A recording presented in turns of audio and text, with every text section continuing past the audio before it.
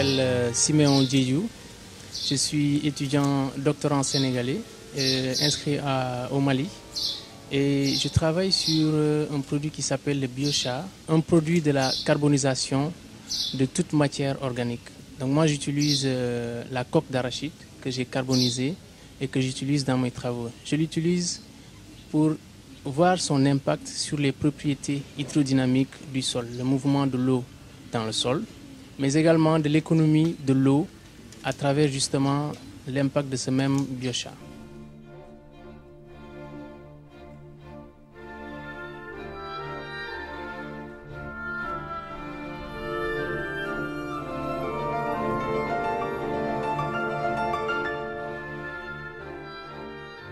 Il y avait quelques années de cela, je travaillais sur une ONG.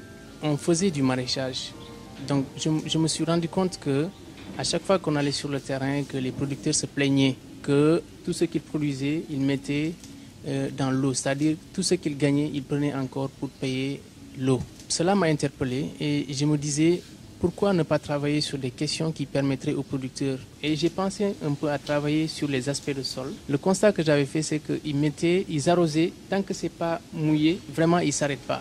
Dès qu'ils mettent l'eau, ça drainait assez rapidement. Donc je me suis dit, il fallait un produit qui permettrait de retenir cette eau-là dans le sol et qui permet à la plante de pouvoir en bénéficier.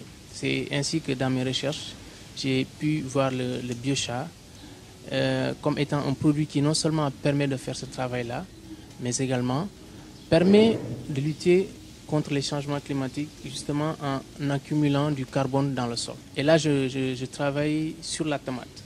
Parce que la tomate, c'est la deuxième culture maraîchère du Sénégal. Je voulais vraiment joindre mes travaux par rapport aux besoins justement de notre pays. On n'est pas à l'abri justement de cette question de l'eau qui est une question mondiale qui, avec les changements climatiques, va venir à être une denrée rare.